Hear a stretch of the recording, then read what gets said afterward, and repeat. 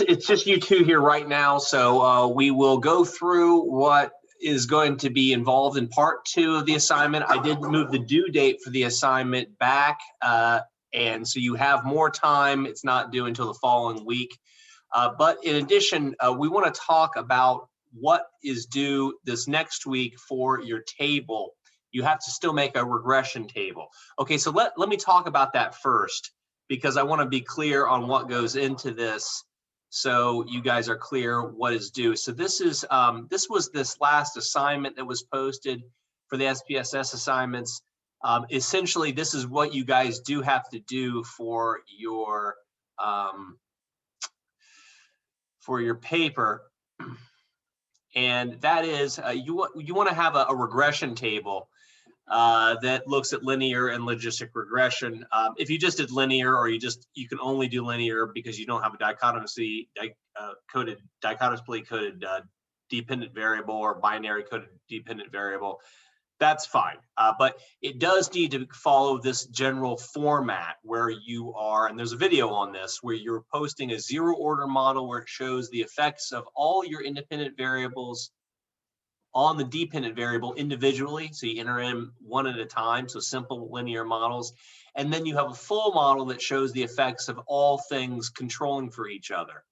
And so what you need to do is then have this table and then report back to me the results as we've been doing in class. And so you want to focus on the betas, the unstandardized and standardized, and the significance of them. And so you should be able to, in about a page or so, tell me the results of your regression table.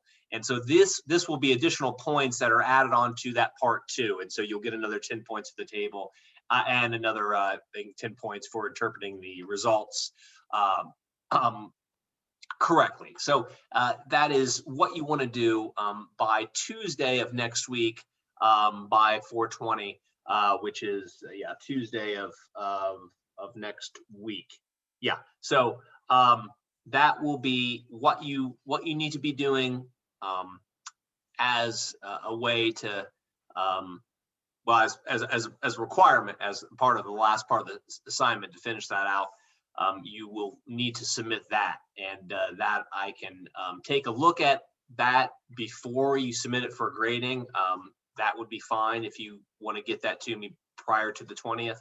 But you do need a table that looks like that. Now you can go ahead and just use the table that I have in this assignment here, in this Word file, is an actual table that you can just cut and paste and use. You don't have to construct your own table. You can just cut and paste or take out rows and columns out of this table, but essentially you can just use this table to put in your own information. But of course you'll have to change the variables that are in there, and you'll have to change the notes and things and change some things. But basically this is what you need to construct for. So are we going back into, because I know the regression table was part of part 1. Are we going to go back into our part 1 and add that in there, or are we going to add this regression table into part 2? Yeah, you want to have this submitted to me just as a separate assignment. Oh, okay. By the 20th. And what I'm going to do is the points that you get on this for the table, and just telling me the results, about 1 page or so of the results, that's going to be added to your part 2. Okay. The total points that you have for part 2. So it's another 20 points that that'll be added to that. And so I'll evaluate you on that as a separate grade. But that will be it'll be a separate 20 points that will be added on to the part 2. So Gotcha. So are there questions about what you should be interpreting, or what you should be reporting on this? So yeah, it's all the stuff about the betas and the unstandardized, the standardized betas, and what we've been doing in class. So reporting your results, you want to have that back to me by the 20th. Okay, so anything that's preliminary you want me to review, then before that. Okay, so that is for next week. So for the following week is the part 2 of this, that those points will be added to. But here is where you want to make a proposal for a new investigation. So the first part of this, about 100 to 150 words, should be a discussion of your previous findings. It should be in a previous study of the AdHealth data. This hypothesis was evaluated. This was what was found. So, in a paragraph, sum up what you found, and then you want to link it in the same paragraph to the new study. And so you want to say, okay, this new study will build upon this previous research by doing X. Okay, so that's in the first part. The second part is gathering data. And so in this part, you want to go back and look at chapters 4 and 7 in BABI on research design and sampling. So there are some important details that you don't want to skip over when you're saying exactly how are you getting your people for this study. So you will want to be collecting quantitative and qualitative data for this study. And so your quantitative data set or your qualitative data set could be just a subset of this larger survey that you're taking. That's kind of like what was done in the Legacy of Crime book. There was a subset of the survey of a larger number of people that were used for more extensive qualitative interviews. And so you need to consider that, or you might want to do something very different for qualitative data collection, like observing what goes on inside a prison, or in some city blocks, or in a park, or something like that, to observe that kind of thing. You just need to specify what you're saying for both sides, for the quantitative and the qualitative. And so for the quantitative, there are some very specific type of language that you probably want to have in there, like I wanted to have a sample of this people from this demographic. I mean, you want to make sure that you're talking about the types of the multi-stage sampling procedures, the kind of things that ensure that you have a representative sample. So you want to make sure and have that language in there, and make sure that you're being specific with regard to how you're gathering these people, but you want to do it in a pretty terse way. So 150, 250 words of how you're going to gather this data, quantitative data that would be lend itself to quantitative type analyses, and then also qualitative data. And it can be observational studies. The field research chapter 10 is good for that, in chapter 10 in BABI, but then also qualitative interviews, which we've talked about those a little bit in class. Those are the more extended interviews that you have with people, where you will want to allow them to basically tell you their reasoning for engaging in behavior.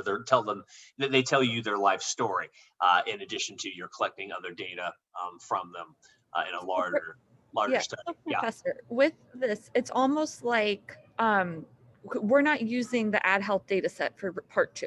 No, you're not. The AdHealth data set only makes an appearance in the first 100 to 150 words of this. So it's almost like we're going reverse as we did in the course. Like, this is basically obtaining all of our information from the chapter questions, whereas the first part was everything from like SPSS. So this is correct. So this is going back to designing a study from scratch and using the stuff from the original, some of the stuff we read towards the beginning of the chapter.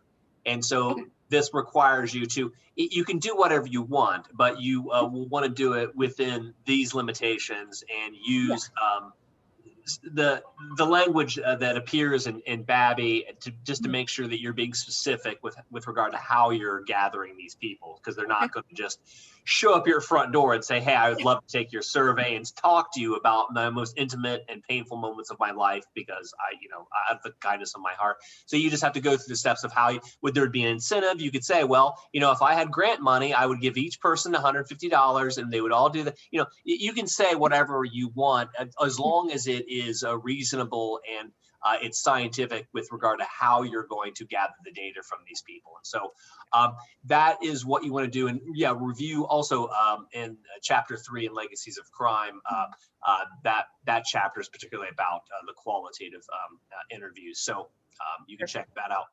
Yeah. So there's the new measures section here. This section is where you want to come up with other questions that you would ask them in the quantitative section of your survey or of your study, as well as some qualitative measures. And there are ideas that you can look at chapters 5 and 6 in Babby for quantitative. So this is coming up with scales and questions that you would see in a survey in a more quantitative type analysis. So as a part of this, you guys do have to come up with your own scale. And so you're not collecting any actual data for this. You're just coming up with like questions in a survey that you would ask that would try to get at something that you tried to get at with the AdHealth data originally, but you think you can do a better job at it if you would have your Struthers and you could just ask whatever you would want. And so at least 4 items, but you want to come up with questions that would get at the type of scale or index type of measures that came up when we talked about that when we did scales in class with SPSS, but also in chapter 6 talks about scales. We talked about different types of measures in Babby that you would use to come up to construct these composite measures. So that's something you want to do. And again, you want to look at those chapters first just to kind of refresh your memory of what the possibilities are.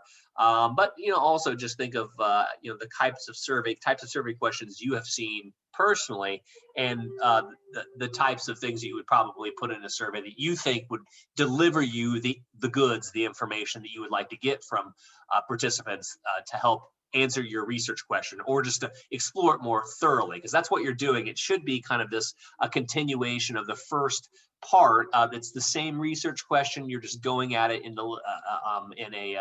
going deeper into it, maybe exploring at an angle that you could not explore in the previous one. So these new measures shouldn't be, they should kind of be linked to whatever you were looking at in the first study. So you want to have at least what do I say here? Propose. I don't think I say a specific number. I just say you have to have quantitative and qualitative measures, and you have to have a scale. So that's all you got to do. Right?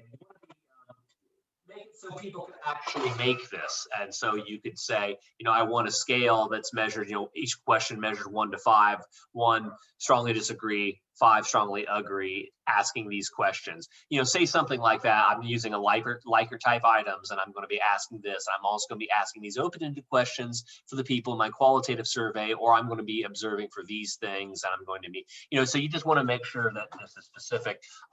And so don't go crazy. Just limit yourself to the number of things that you think are really, really important that you'd want to try to get more information on. And so that's what you do in about 1 page. And then implications of study. This is a little bit longer part. This is where you want to say what you think will be found by doing this study. So what is the point of doing this study? Why would anybody give you grant money, or why would you want to do this? And so you want to say how it might inform theory, a basic underlying theory of why crime sometimes seems like it runs in families, or just problems run in families, like school failure and things like that. How it might inform institutional practices and policies, the relationship between parent and child, and sort of the transmission of, if not crime, then other sort of problematic behaviors and attitudes and things like that, as well as a general public discourse about issues of crime and public safety and what is best for children. And so in here, you want to take a look at chapter 8, Legacies of Crime. Peggy, the lead author of this book, she goes through a lot of major themes that have come out of the book. One of them is that there's a lot more that gets transferred intergenerational through across generations than just criminal behavior. There's a lot of other things that get modeled and get transferred or transmitted across generations, and the implications of this for how we handle this as a social problem. And so spend a couple pages talking about those things, about what you would hope to get out of this study, and the kind of implications it might have for institutions and programs and things like that. So that's what you want to do there. And then finally, points here for grammar and style. and then some references. So that is that. With this second part, what questions do you all have about this second part? It's not due now till the 27th. If you would like to show me a preliminary or rough draft of this, then you're welcome to do that. Please get it to me a few days at least before the 27th, so give me some time to give you some feedback. I will be asking you all to, for the undergraduates, during the last week of class, to be uploading to Moodle a PowerPoint of you just highlighting parts 1 and part 2 of your study. And so that will be the last thing I'm going to be asking you guys to do. And so you, it's just going to be a very short, about at most 5-minute PowerPoint presentation with you guys highlighting things from part 1 and part 2 that you want to talk about as a presentation. You can't do everything in a PowerPoint that you did in part 1 and part 2, but that is what I'm going to ask you to do as something as the last thing to do in this class, in the last week of class here, is to present this in a video that you can upload. Just a PowerPoint video is fine. You'll upload to Moodle, and then I'm going to have the undergraduates take a look at your work. Don't worry, they're not grading it. I am, but anyway, that's what you'll do with when you're all done with this. But this second part here, like I said, if you'd like me to look at a rough draft, I would be happy to do that. So your first part, you're done. So that you made it. Those that I graded all of them but one. But so there was a couple problems here and there, reoccurring themes. One of the things that came up was with the gathering of the data. You do want to make sure to be specific with that, because it needs to be one of the hallmarks of science is that you can actually replicate this and it's transparent as to how you would do it. So just make sure, because in the Ad Health study, people were not giving me they weren't giving me all the goods with respect to how that study was actually done. It was given kind of a real brief, very brief overview of kind of just describing what was in the data rather than giving me the actual sampling procedures. So make sure just to do that. And you should be good on this. So any other questions about what you should be doing? Again, this should be sort of just a continuation of that part 1. It should be really a lot of the same things being explored, just in more depth. And with you can be more creative here because you're not bounded anymore by the Ad Health data. Yeah.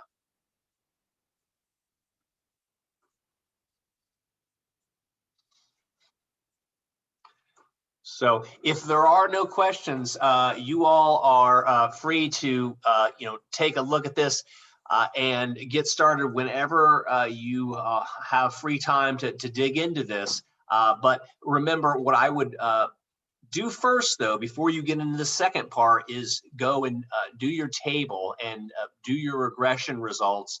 I am going to take a closer, kind of be a little bit more careful with my grading with the regression results than with that first part, because I know there was a lot to do in that first part. So just make sure that if you do have questions about these regression results and how to interpret this stuff, make sure and get asked that before you submit this for grading. So yeah, when it comes to the table, the construction of the table, that should be good. That's there for you. But the interpretation of these results, really, you should be able to do this in less than a page. Tell me overall what is going on in your analyses. But if you are unclear about that, just make sure to ask before you submit it for grading, and I'll be happy to take a look at it beforehand. Okay. All righty.